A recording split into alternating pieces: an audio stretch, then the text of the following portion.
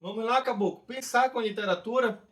Você já parou para imaginar que a América Latina parece ter sido fundada por uma única família destinada a uma vida secular de traumas, tragédias, amor, alegria e acontecimentos políticos violentos e, sobretudo, a 100 anos de solidão?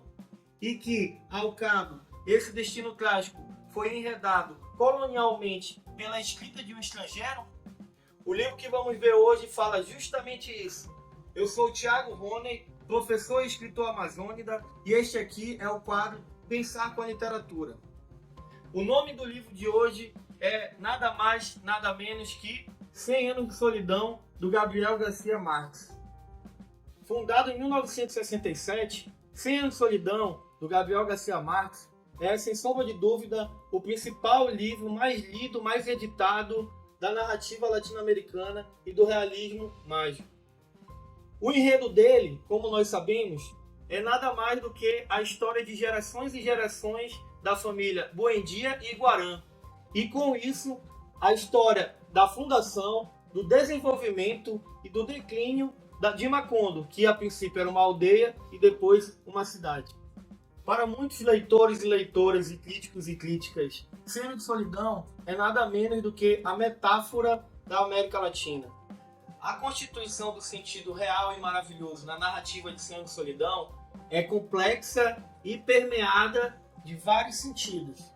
Primeiro, é também constituída através de ruínas do passado, que estão no presente, e também ventos do futuro, que ali vão permear os acontecimentos. Ou seja, também, 100 anos de solidão perfaz uma forma de um realismo dos fantasmas da periferia. Vários acontecimentos são exemplos do caráter caricatural, hiperbólico do realismo mágico de 100 anos de solidão. Desde a descoberta do gelo, trazido por Melquiades, o estrangeiro, para Macondo, até os anos que chovem sem parar, a levitação, por exemplo, do padre, e mesmo o Aguilar, que foi morto pelo José Arcádio e que vira um fantasma e aparece continuadamente para os patriarcas da família, José Arcádio, Piúrsula e Guarã.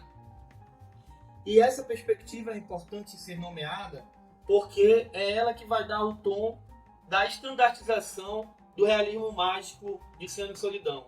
Em outras palavras, o que eu quero dizer aqui é que esses acontecimentos maravilhosos, embora sejam encantatórios numa primeira leitura, eles são altamente redutores e depreciativos para a tradição e a cultura local latino-americana.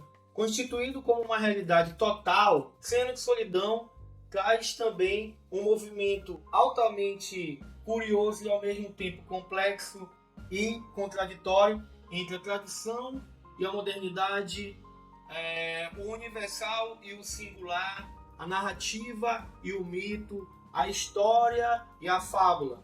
Com isso, mais do que a procura de uma realidade total, 100 anos de solidão acaba abarcando uma complexidade e uma contradição muito própria da América Latina. E essa contradição se perfaz no romance justamente do encontro e do conflito entre as culturas não modernas e o avanço tecnológico, científico, político do desenvolvimento do moderno, ou seja, da ideia de um progresso na América Latina. E essa disputa entre tradição e progresso é toda hora permeada através dos conflitos e acontecimentos em Macondo. E é justamente a história das gerações de Buendia que vai, na verdade, frequentar a história dessa luta entre tradição e modernidade no nascimento, desenvolvimento e no declínio de Macondo. E isso se dá, sobretudo, se pensarmos que dois são os verdadeiros e grandes personagens do romance: a família Buendia e o estrangeiro chamado Melquiades. É Melquiades que vai adentrar em Macondo como sendo um cigano estrangeiro, trazendo as novidades e as maravilhas do mundo moderno para um mundo recém-criado, que é justamente o mundo de Macondo. E aqui é que entra uma perspectiva crítica interessante de leitura que vários críticos já permearam, que é justamente essa luta entre a perspectiva de uma retórica da inocência dentro dessa questão ligada às culturas não modernas e à tradição dos confins da América Latina contra a cultura da modernização capitalista, que vai ser justamente encontrada na perspectiva das novidades trazidas por Melquíades. O romance traz dois tempos em conflito em todo momento ao redor da sua trama: o tempo circular e o tempo linear. Esse tempo circular representando a tradição não moderna latino-americana e o tempo linear representando o progresso e o desenvolvimento do capitalismo, dando entrada ali nesse mundo recém-formado. E é curioso verificar isto, que a todo momento na narrativa a gente tem, por exemplo, a antecipação de um retrospecto, como na abertura do romance, em que o Aureliano vai lembrar, na frente do pilotão de fuzilamento, o dia em que ele conheceu o gelo. A todo momento, esse movimento circular, ele vai tentando ser hegemônico, mas o movimento linear acaba os focando, sobretudo no final do romance. Pois bem, é justamente esse conflito entre tempos e espaço que vai ser crucial para pensarmos o pensamento de 100 Anos de Solidão. Embora um romance de uma escrita encantadora e sedutora, altamente cativante, 100 Anos de Solidão, no entanto, traz contradições que precisam ser lidas dentro de uma perspectiva crítica. Duas delas são fundamentais. A primeira é que Macondo é fundada pela família dos Buendias numa perspectiva altamente ocultatória da tomada de terra que vai ser a terra de Macondo. No sentido em que toda cidade, quando é fundada, todo estado, quando é fundado, ele tem um ato de tomada de posse. Aquilo que o pensador alemão Carl Schmitt chama de nomes da terra. E esse ato de fundação de um povoado e de uma cidade, ele sempre é um ato de violência, na medida em que vai instituir uma norma jurídica, né? Vai instituir um poder a partir do direito e do Estado. Então, essa espécie de inocência de um povoado que oculta sua violência fundadora para uma espécie de utopia anarquista, ela acaba sendo, na verdade, uma perspectiva colonial, na medida em que esconde a verdadeira violência fundadora de um povoado da América Latina. A outra perspectiva importante de ser notada em 100 Anos de Solidão é que entre a briga dos tempos, o tempo circular e o tempo linear, ou seja, o tempo da tradição e o tempo da modernidade capitalista, esse tempo que vai ganhar ao final do romance é justamente o tempo linear a favor do progresso e do desenvolvimento do que seria o capitalismo global. Uma vez que a gente descobre no final do romance que toda aquela história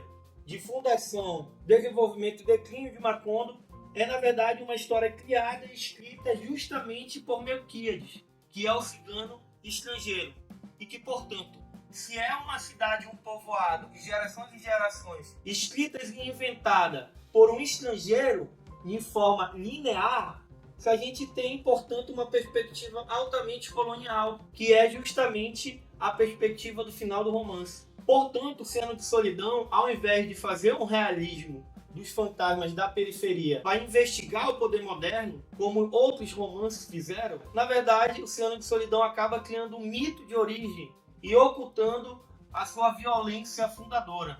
Assim, se 100 Anos de Solidão é de fato uma metáfora da América Latina, ela é uma metáfora no sentido em que os vencedores continuam vencendo, ou seja, continuam inventando e colonizando uma América Latina muito particular a partir da ideia do progresso e, portanto, uma América Latina na perspectiva dos colonizadores, dentro dessa imagem final do romance. Embora, obviamente, seja um grande romance.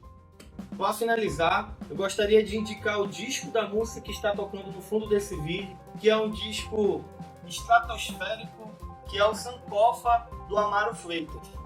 Se você gostou do vídeo, curta aí e compartilhe. E é isso. Até o próximo. Vai lá, caboclo.